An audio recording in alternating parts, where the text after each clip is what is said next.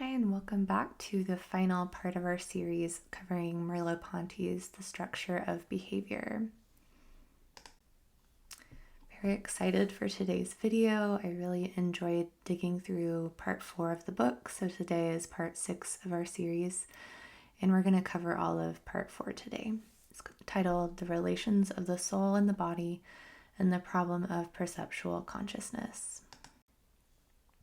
As always, wanted to put up here for you in case you needed the reminder of the main overarching topics, questions, themes of the book to understand the relations of consciousness and nature. These two big keywords of consciousness, the idea, and nature, the thing, realism. Idealism and realism. How can they be aspects of each of these sides of things be integrated? And it says, by nature, we understand here a multiplicity of events external to each other and bound together by relations of causality. So today, because we are really wrapping everything together, I wanted to lay out for you all of the related kind of key terms that we have encountered in this book, that he has been kind of building all of this up gradually. So I wanted to make sure that by the end of this series, we can really kind of go through how these all ended up being related and to give you kind of a breakdown of these terms, just so we make sure that we're clear on them. I've color-coded it because they are all very important and related, but the ones in green are all basically kind of synonymous, as are the ones in red, as are the ones in blue at the bottom. They are basically interchangeable. So I'll just start with the top. The author himself says that this whole book is kind of built around the idea of form, which can also be described as the Gestalt. The definition of which is basically bullet point number 2, the idea of a whole which is not reducible to the sum of its parts. And he also uses the way of putting it as an indecomposable structure, the indecomposable structure of behavior. We see that phrase in this book. So the idea of structure is a key term in this book as well, and we see these Gestalt concepts from Kurt Goldstein, his book The Organism, but he of course was not the original founder of Gestalt theory, but a very important thinker who developed Gestalt ideas about Gestalts in organisms. Okay, and so then we have Merleau-Ponty. So I've put an asterisk by the concepts which were already defined before this book, and the ones that don't have an asterisk by it are ones that I think Merleau-Ponty either brings in from a non-Gestalt thinker or one that he develops himself. So this third one in green is Merleau-Ponty's, the way that he has built up in this book, this thesis that the orders of the physical, the organic, the vital, and third, the mental or the human order. These three are orders of integration. They are orders, they are forms, they are structures of relation. Relation is another key term in all of this. There's honestly so many kind of interchangeable key concepts, and I want to really make sure I offer you this list that really includes all of them to really help make this clear, because it is ultimately a few very foundational concepts that you can just use different words for. So I know it can be overwhelming, but the idea is really the same, all of these ones in green. And it's basically the idea of a Gestalt. But that is, these levels of organization. That's another way of putting it. Okay, so that was kind of the concept of form. And so that is very deeply tied to the Gestalt concept of the figure and ground. It's not synonymous, but the Gestalt is the clear figure that arises in perception. So it is that figure within the figure ground dynamic. And so this is a very important concept we saw in Kurt Goldstein and that we also see in this book. And it is deeply related to the next one on the list, the phenomenon. Also, the term that is the root of the word phenomenology. And so we'll see here today, but we also saw in previous videos in my series that he suggests that the idea of phenomenon is an important term that he wants to use. So in this figure and ground, the figure is a shape or form which I perceive. It's connected to a greater whole, which transcends my immediate perception. The whole is not contained within the figure, and it is connected. So it's this both and. There is some kind of immanent structure in the figure that makes it distinct in my perception. And yet it's also connected to the greater whole. So again, this is very much the idea of a Gestalt. And that's basically how he wants to use the concept of phenomenon to kind of capture the both and of that. It arises in perception, yet it is not only idea. It is not a pure kind of idealism. And then, so the last two are dialectic. We see that word used in this book a lot. And relations. So I said above in green when we were talking about those that relation is important. And he also will use the term dialectical relations. So I think that those two there at the bottom can be interchanged. So in Gestalt theory, the idea of relations are absolutely important. The idea that the relations of the parts is what makes a thing a whole.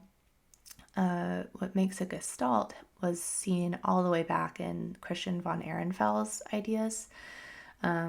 He was very important in describing the idea of Gestalt, but he was not a founder of Gestalt theory. Max Wertheimer took up the concept of Gestalt, largely based on his idea, but he and Max Wertheimer both were really focused on how the relations of the parts, that is what wholeness is about. That is what Gestalt is. And they were just kind of nitpicking about how do we use words to describe that the best way. But so in relations, I put the asterisk because that was something we already saw the Gestaltists were talking about before Merleau-Ponty. But dialectic and dialectical relations are certainly Hegelian. So I want to acknowledge that Hegel is a thinker that I think has influenced this book a lot. And the word phenomenon does not have an asterisk because that Merleau-Ponty is developing his own ideas about that, and he also inherits that word, I believe, from Kant, a Kantian phenomenon. He talks about that. So he's engaging with other thinkers as well with some of these terms. Hope that was helpful and not too overwhelming. I'm visual, so I love a chart. I love a breakdown. Hope that helps. Okay, so part 4 is about 40 pages long or so, I believe. The first part of it is titled The Classical Solutions. Then we have Is There Not a Truth of Naturalism? And then finally, the conclusion of part 4, which is just about 5 pages long. So the first quote that I have from the beginning of this part is a really beautiful quote that I think summarizes so much of what this whole book is about, summarizes phenomenology, I think, so well. He says, "It seems to me that my perception is like a beam of light." So kind of like a flashlight, a beam of light which reveals the objects there where they are and manifests their presence, latent until then. Whether I myself perceive or consider another subject perceiving, it seems to me that the gaze is posed on objects and reaches them from a distance, as is well expressed by the use of the Latin lumina for designating the gaze. He says, perspective does not appear to me to be a subjective deformation of things, but on the contrary to be one of their properties, perhaps their essential property. I think this is a really interesting, kind of bold quote. He says, perspective is not breaking things down or deforming them, but it is, in a way, what makes a thing a thing. It is precisely because of it that the perceived possesses in itself a hidden and inexhaustible richness, that it is a thing.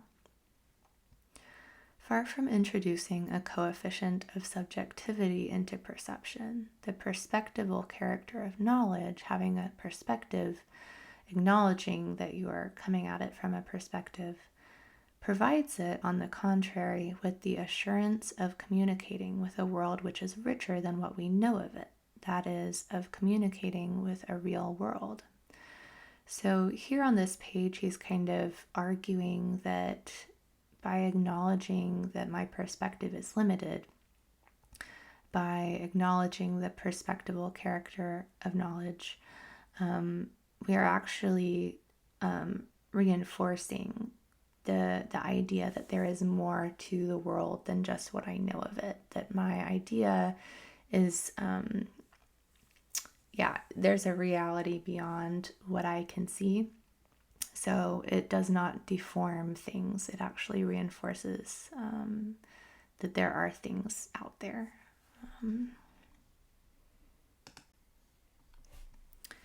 The perceived is grasped in an indivisible manner, as in itself, that is, as gifted with an interior, which I will never have finished exploring.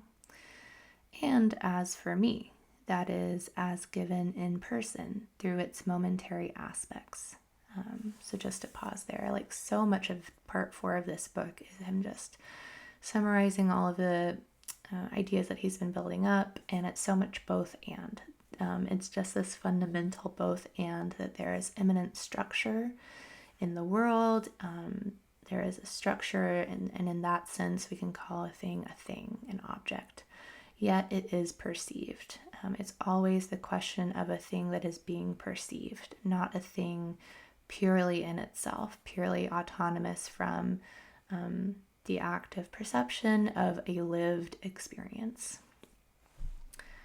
Okay, so he says, neither this metallic spot which moves while I glance toward it, nor even the geometric and shiny mass which emerges from it when I look at it, nor finally the ensemble of perspectival images which I have been able to have of it, are the ashtray. None of that is the ashtray. They do not exhaust the meaning of the this by which I designate it. And nevertheless, it is the ashtray which appears in all of them.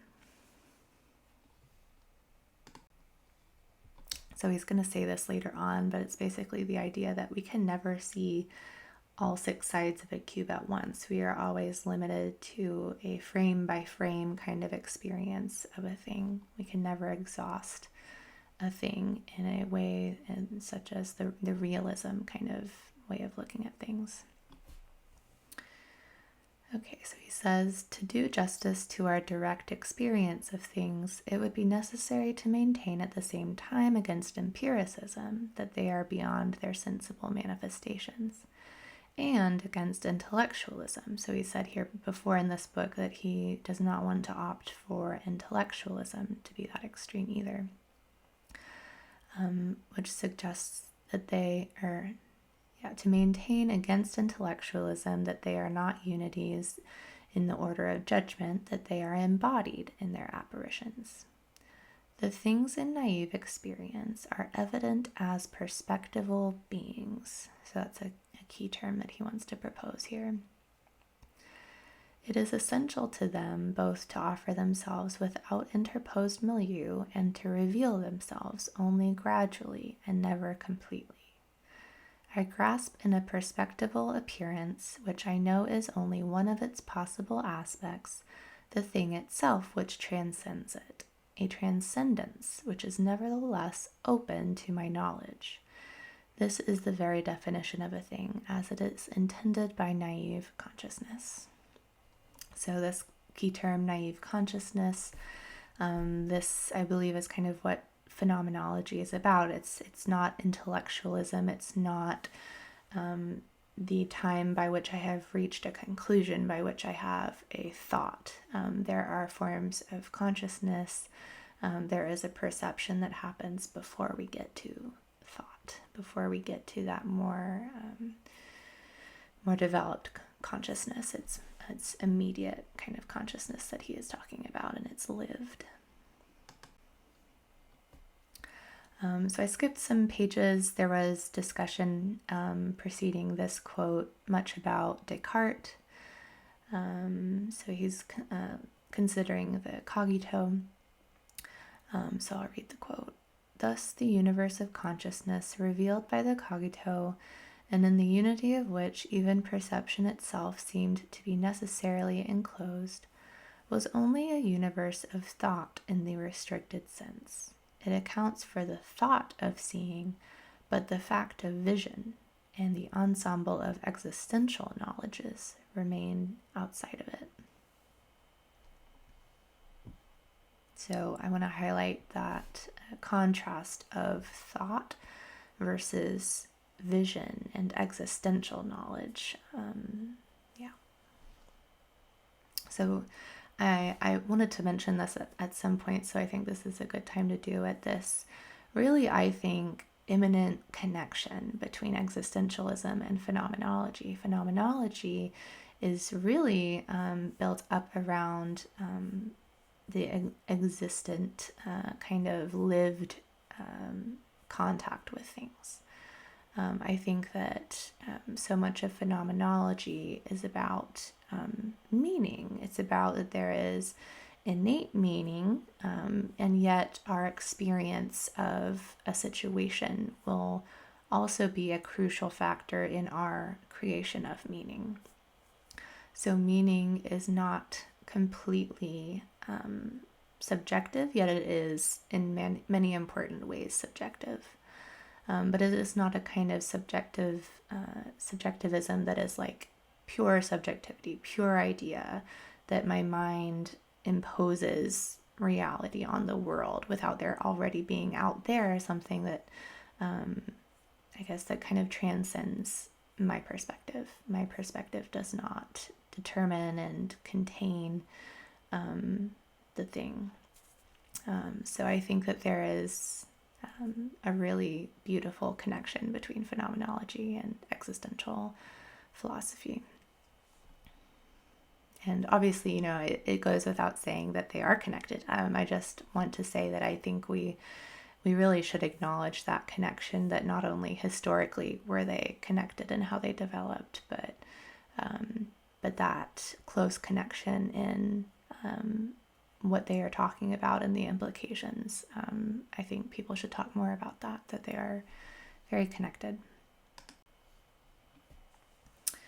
Okay, the act of knowing is not the order of events, it is a taking possession of events, even internal ones, which is not mingled with them. It is always an internal recreation of the mental image, and as Kant and Plato have said, a recognizance, a recognition.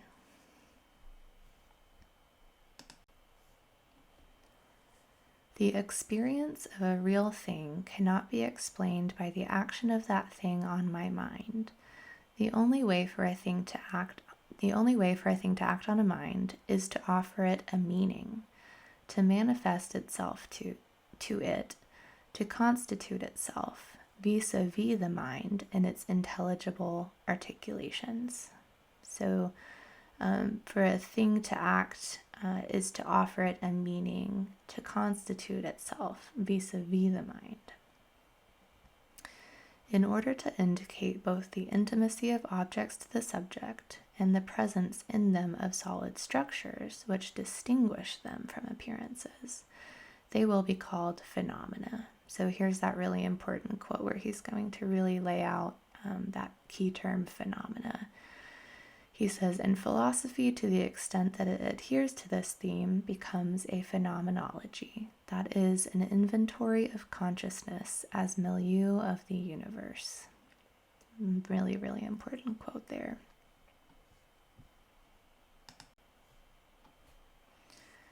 Another important quote, he says, an analysis which would try to isolate the perceived content would find nothing, for all consciousness of something, as soon as it is identifiable and recognizable, for example, as a color or even as this unique red, presupposes the apprehension of a meaning through the lived impression. So we have to acknowledge that something that is perceived, that happens through living, a lived impression. It cannot be a matter of an isolated content that is perceived, an isolated thing. So again, this idea of dialectical relations are always there. Critical philosophy would resolve the problems posed by the relations of form and matter given in thought and soul and body by terminating in an intellectualist theory of perception. And he said before that intellectualist is not the way he wants to go. He says, in this above line of thinking, every form of consciousness presupposes its completed form, the dialectic of the epistemological subject and the scientific object. He ends this section of the book with these words, and then he immediately asks in the next section, are we compelled in this direction by the preceding analyses? At least they lead to the transcendental attitude, that is, to a philosophy which treats of all conceivable reality as an object of consciousness. So he sees value in that kind of transcendental attitude, seeing reality as objects of consciousness. Next, we have a really great just summary of this book. There is so much packed into this, and it's a great one to return to. He says, it has seemed to us that matter, life, and mind, those three orders, could not be defined as three orders of reality, or three sorts of beings, but as three planes of signification, or three forms of unity. In particular, life would not be a force which is added to physico-chemical processes.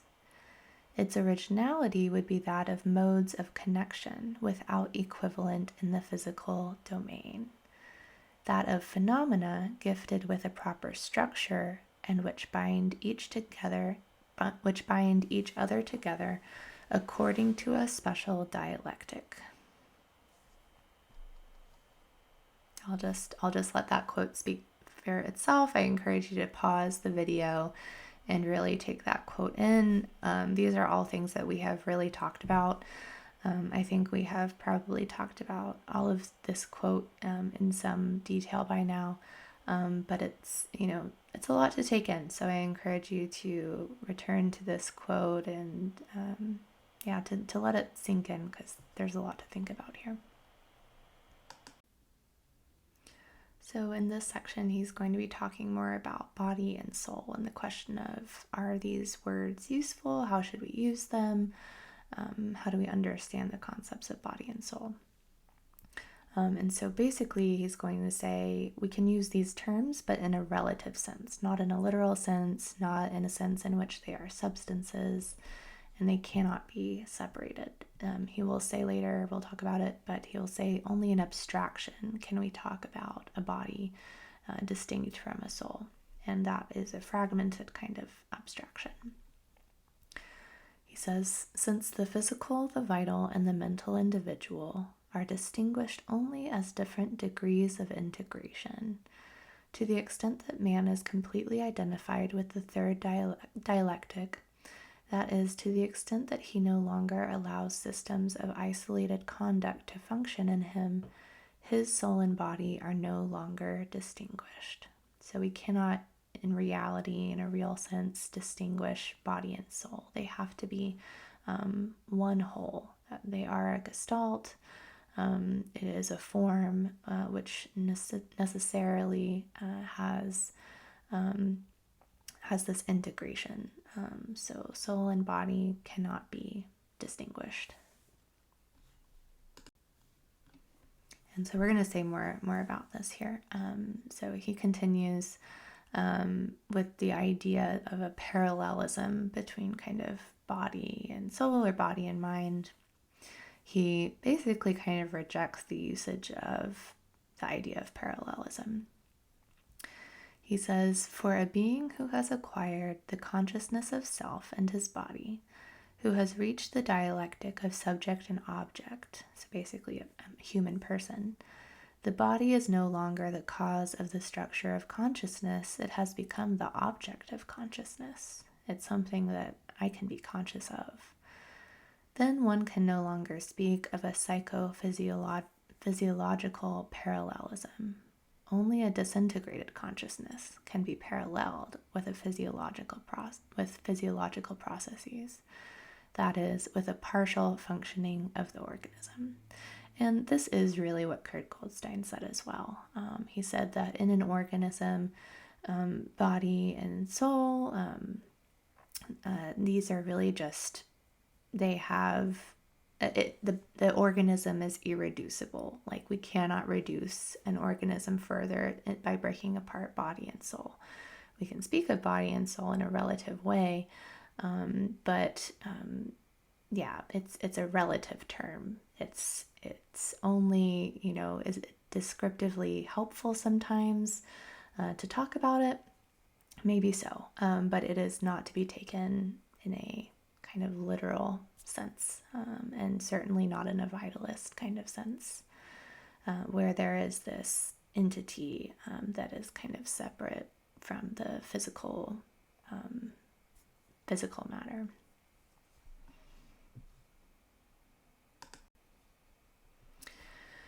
The relations of the soul and the body, obscure as long as the body is treated in abstraction as a fragment of matter, are clarified when one sees in the body the bearer of a dialectic. So again, body and soul are indecomposably related. It is a dialectical relation.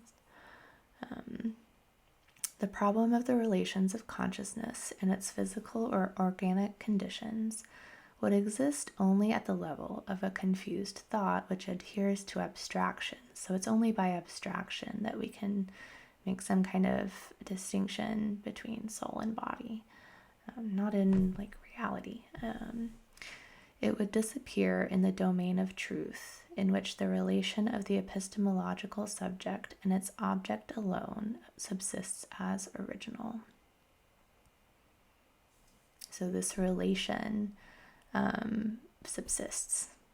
This relation is unavoidable, the dialectical relations of soul and body. We cannot reduce that. Okay, so kind of moving away from that, the next quote is about the body as one of the phenomena. The living body and the nervous system, instead of being like annexes of the physical world, in which the occasional causes of perception would be prepared, are phenomena emerging from among those which consciousness knows. So consciousness also knows the body. So that is among the phenomena which consciousness knows. Perceptual behavior, as science studies it, is not defined in terms of nerve cells and synapses. It is not in the brain or even in the body. Science has not been able to construct the central sectors of behavior from the outside, like something which is enclosed within a cranial box. It can understand it only as a dialectic, the moments of which are not stimuli and movements, but phenomenal objects and actions.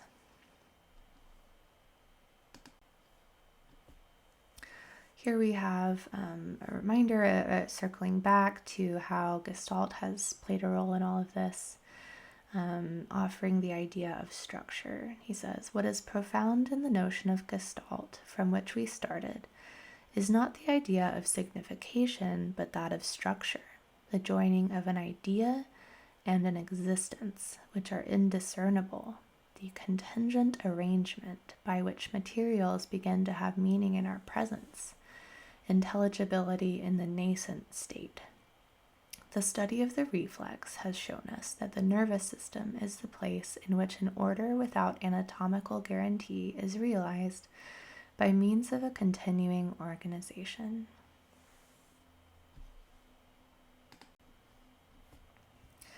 In returning to structure as the fundamental reality, we are rendering comprehensible both the distinction and the union of the soul and the body. And here he says, the notions of soul and body must be relativized. It is not a duality of substances.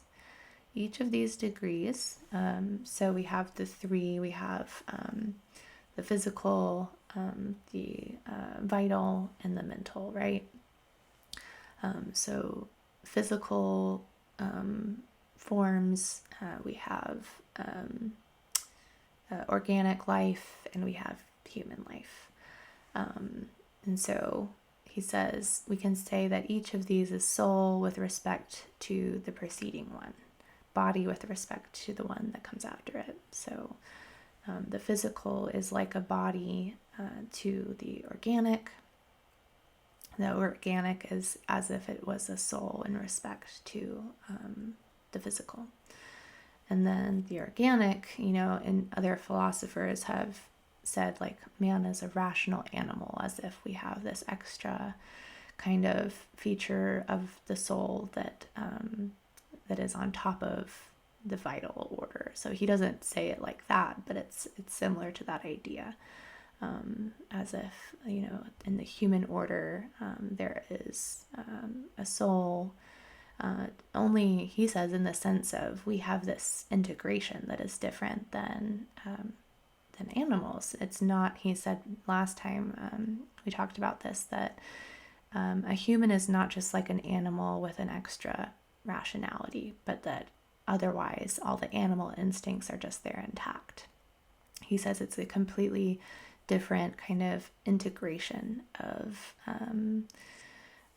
organic life that is seen in a human. Yes, we are organic life, but we also have qualitative differences in our behavior. So he says that integration is a better way of comparing these three degrees.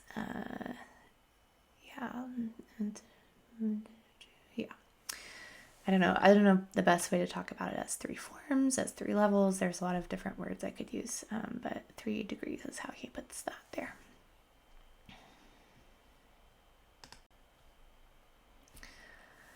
A seeing which would not take place from a certain point of view, and which would give us, for example, all the sides of a cube at once, is a pure contradiction in terms. So I think this is a great, just succinct quote, a great image that you can just come back to kind of summarize one of his just key ideas of this book. That and the flashlight kind of image, which we talked about at the beginning of this video, which I'll come back to. It's just a really simple way of distilling just his key kind of. He does criticize the Gestaltists at times for not kind of retaining this idea that perspective is always necessary in the formation of a Gestalt, in the formation of a figure. A form and perception is what we're all here to think and talk about. And the Gestaltists did kind of get caught up in so much in the extreme of objectivity that they lost sight of the crucialness of subjectivity as well.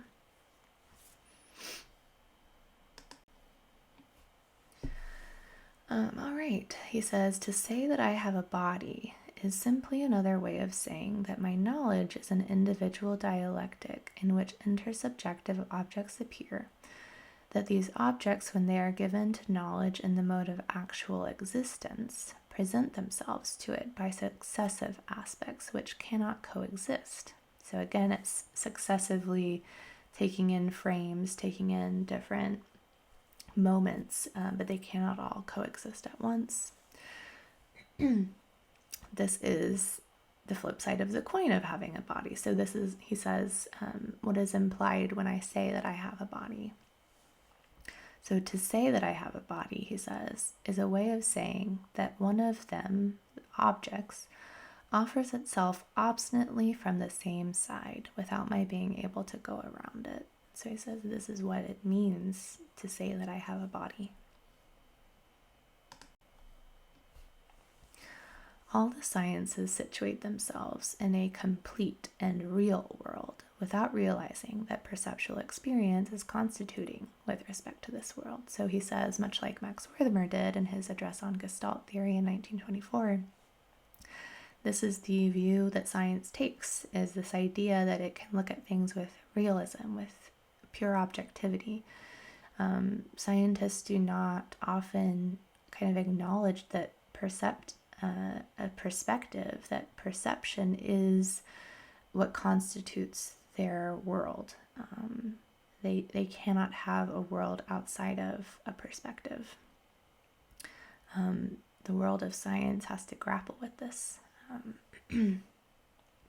So he does share with Max Wertheimer at that point in his life in that perspective. And again, I think that speech by Max Wertheimer is important to take in. And yeah, they had points of disagreement within that speech, which he quotes in this book, that he did not always like how Max Wertheimer talked about Gestalt there, but I really see so much deep connection in the points that both of them made, especially about the approach of science, even if Max Wertheimer wavered, I think, in his life on that point.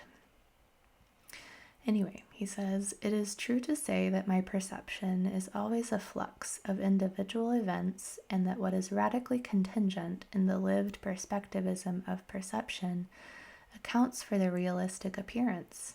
But it is also true to say that my perception accedes to things themselves. For these perspectives are articulated in a way which makes access to inter-individual significations possible. They present a world. So it's this both and. There is a world outside of me. There is a world that is being presented to me which does transcend me. And my understanding and my view does not take in all sides of the world.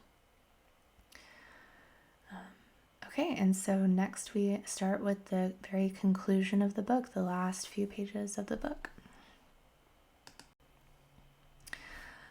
There is truly so much that was packed into the conclusion. I do not even have really any quotes of what he talks about with ideal signification versus immanent signification. I think that's a really important part, and I just encourage you to go and read that.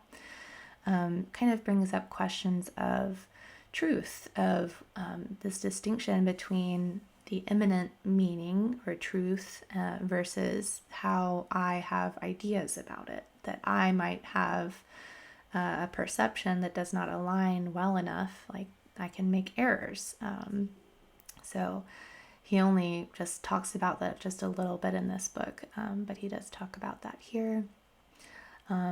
It's not exactly the same way that Max Wertheimer's essay on truth talks about it, but I do notice parallels with Max Wertheimer's ideas of superficial truth versus more immanent truth that I think are worth noting. Okay, so just our last few slides here. He says, if one understands by perception the act which makes us know existences, all the problems which we have just touched on are reducible to the problem of perception. It resides in the duality of the notions of structure and signification. A form such as the structure of figure and ground, for example, is a whole which has a meaning and which provides therefore a base for intellectual analysis. But at the same time, it is not an idea. it constitutes, alters, and reorganizes itself before us like a spectacle. The alleged bodily, social, and psychological causalities are reducible to this contingency of lived perspectives, which limit our access to eternal significations. I think that's a beautiful quote that is, again, one of those quotes that just summarizes the ultimate kind of thesis of this book, the way that he reaches his own answer to the questions that we've talked about. The balance, the integration between idea and thing. It is not just an idea, it, outside of us, organizes itself like a spectacle. But it is contingency of lived perspectives, and we have limited access. We cannot access eternal significations. So structure is the way that he likes to talk about this, the both and, the balance between these two sides of the spectrum, between idea and thing.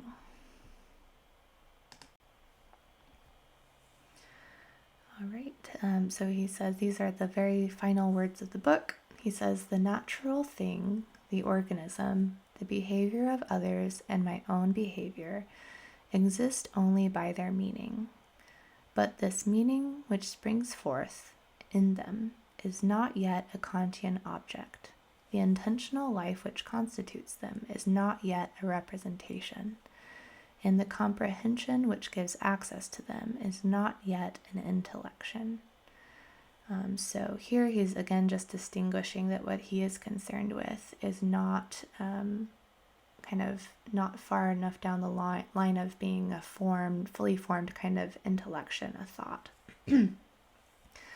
That there is more naive consciousness before we get to that point. So now I'd just like to return back to the image that he gives us at the beginning of part 4, which I really enjoy. The image of a beam of light, just to kind of end, and I have a little short little statement I'd like to make a reflection on this. So he said, it seems to me rather that my perception is like a beam of light, which reveals the objects there where they are and manifests their presence, latent until then. Whether I myself perceive or consider another subject perceiving, it seems to me that the gaze is posed on objects and reaches them from a distance, as is well expressed by the use of the Latin lumina for designating the gaze. So, in so many ways, this book was a stepping stone towards his work, Phenomenology of Perception, which I think, I've not read it yet, but developed so many of the ideas that he has been building in this book. But on this quote, want to offer a reflection. It really speaks to me. So much of this book, I think, is so important for many reasons, but I think that it is a unique kind of conceptualization of what philosophy really is about. Not just this kind of niche portion of philosophy that we can call phenomenology or existential phenomenology, but really it's, I think, just an honest look at our limitations and how we think about the world, our limitations in engaging with the world. So I think shining a flashlight is like trying to summarize truth with words. You have to try and get to all the both ands. You always have more that you can say to describe it more accurately. You can always try to shine the light on more and more things, but you're never going to be able to boil it all down. You're always going to be unable to just like reduce it to, this just describes reality. This just describes the thing. There's always more to see. We cannot exhaust the richness that is immanent within something that we perceive. This is the nature of philosophy, of trying to understand and describe the world in which we live. It is irreducible to our understanding, to words, yet still a meaningful engagement, and worth the pursuit while we're here, and worth the pursuit for the sake of our fellow beings as well. So just because we cannot kind of contain truth and put it into a box and kind of see it from all sides does not mean that it is not meaningful to try to use words and to engage and have our eyes open to the world around us. It is absolutely meaningful, even though we are so limited in our understanding. Thanks so much for tuning into this series and wishing you all the best. Thanks.